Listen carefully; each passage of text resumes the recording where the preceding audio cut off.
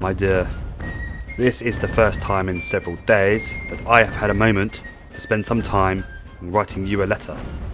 I have very good news, though I'm not sure if you'll be reading it here first, or seeing it in the Navy Gazette, or perhaps hearing it in the gossip from your friends. But it's true, I have been made a captain of my own ship. In fact, I'm writing this letter to you from the comfort of my desk as I await my steward to bring me my dinner. The crew stood down from action stations not 2 hours ago. I have so far succeeded in carrying out my orders. Firstly, recapturing a transport ship loaded with vitally needed supplies for a garrison, and secondly, eliminating the brig, the San Juan Bautista, who was plaguing our seas, preying upon our merchant vessels, and so on. I hope the news makes you proud. You are after all now betrothed to the captain of a warship, and I promise I will continue to do my utmost to bring you good news. Unfortunately, my writing was interrupted by a shouted sighting report from the mast-tops. It turns out the Admiralty was showing a level of administrative efficiency almost unheard of. A pair of schooners had been tracking us, each weighed down under the weight of men aboard their decks. They carried a replacement crew for the Walpole, as well as replacements for our wounded and dead aboard the Galga and the Ferret.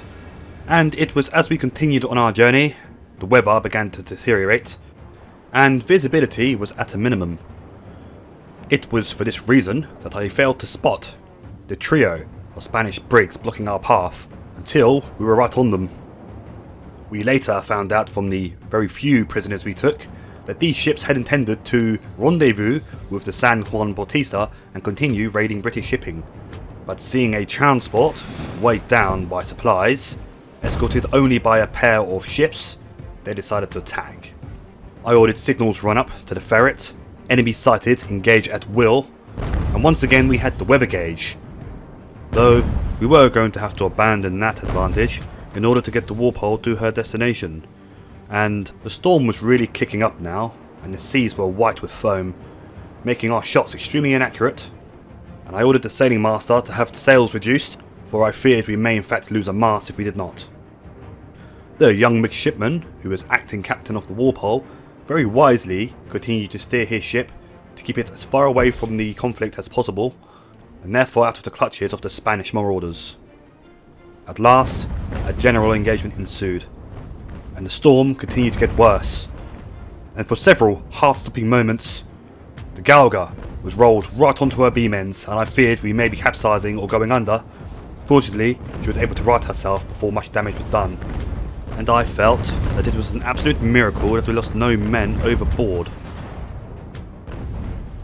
The exchange of gunfire continued for several minutes, and Captain Ellis of the Ferret was struck down and wounded by wood splinters, and I had to order the Galga to reverse course, for I feared one of the Spanish brigs may be trying to move around our flank to make a run-in on the Walpole. We had to block her path. Finally, the third Spanish brig managed to join the melee after working their way up to windward. It is likely that in the foul weather they missed the signal to attack and arrived just in time to see one of their consorts reeling. The small Spanish squadron then tried to tack in succession in order to bring themselves about and to fall upon the Walpole. A very technical manoeuvre to do in such conditions, and very risky indeed. And it seemed that after they started to complete their manoeuvre, the Spanish felt that the Walpole was wide open to attack, and the lead ship set all sail. It was insane. She was beam on to the wind, for goodness sake. It didn't take much for her to blow over and capsize, sinking beneath the waves. I actually missed all this. I had been regarding the Walpole and admiring the steady way in which she was being sailed, when a loud cheer rang out from my crew. I just had time to see the keel of a ship disappearing beneath the waves, and I quickly realised what had happened. And whilst the crew around me celebrated, the sailing master and I shared a quick, nervous glance and both regarded our own sails. In the meantime, the remaining pair of Spanish ships continued in their bid to break through our screen and attempt to lay alongside the Walpole. We had by now, of course, lost the advantage of the weather gauge. That was always inevitable. We had to sail past these two ships in order to get to our destination, therefore relinquishing that advantage to them. But by now, the Walpole was sailing lazily on her way, and we managed to catch one of the enemy ships in a crossfire, and she rocked dangerously from side to side due to the force of the wind, her shots going far wide of their mark. And it seemed, in one last desperate act, her captain brought her beam onto the wind, hoping to close one last time with the Walpole, but alas, her rigging damaged, her crew exhausted, the wind sent the fighting tops plummeting into the sea, and she too capsized beneath the waves in seconds. The last of the 3 Spaniard ships put up a brave fight, her captain and crew doggedly refusing to retire, no doubt determined to cause some kind of damage, and in the current weather conditions, a lucky shot to the rigging could cause disaster for anyone. I had the Galga lay alongside our adversary, and I ordered the boatswain to gather a party and throw over boarding hooks. Not to board the enemy, you must understand, simply to hold them in place whilst we blasted her away. I personally felt sending men across the small gap in this kind of weather could be extremely dangerous and disastrous to my crew. We exchanged a very lengthy broadside with one another, the Galga getting the better of the fray, more numerous and heavier guns of course, and to the few brave hands aboard the enemy vessel, assisted by the very rough seas, managed to part the lines holding our ships together, and our vessels came apart. The tactic had worked, the Walpole was now home and dry, there was no way that the enemy could stop her now. Nevertheless, the crew of HMS Ferret drew alongside the enemy vessel, and they too threw over grappling hooks. I assumed of course that they were playing at much the same game that we had been, but no. Through my spyglass, I witnessed the crew from HMS Ferret, led by the young midshipman in command, simply throwing themselves across the gap between the two vessels in order to board the enemy. Far too many of them were losing their footing and falling in the gap between the two ships, to drown or be crushed against the vessels. The enemy crew also put a good account of themselves, but in the end, the exhausted men from HMS Ferret managed to carry the day, but losses were unacceptably heavy among the crew of that ship. Following the conclusion of the action, a very small prize crew were installed aboard the enemy vessel, and we in the Galga took her under tow to assist them. But we completed our orders, and we delivered the Walpole to her destination.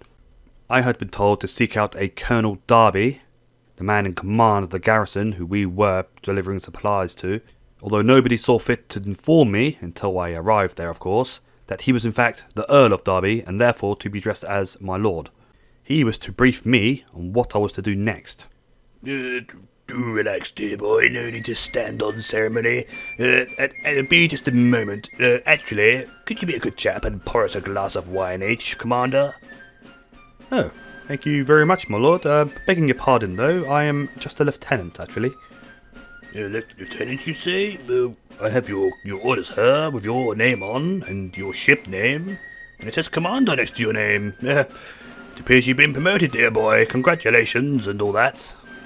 It's just as well, really. You have a very important task to carry out. You've done some marvellous work at sea, dear boy, and how do you feel about command on land? on land, my lord? Yes, it says here I'm to lend you 3 companies of my chaps from the garrison here, under the command of my adjutant, Captain Morrison, and you're to lead them up the San Juan River, wouldn't you know? How's that sound to you, lad? Wonderful, my lord. Marvellous. And so, I had new orders, and a promotion.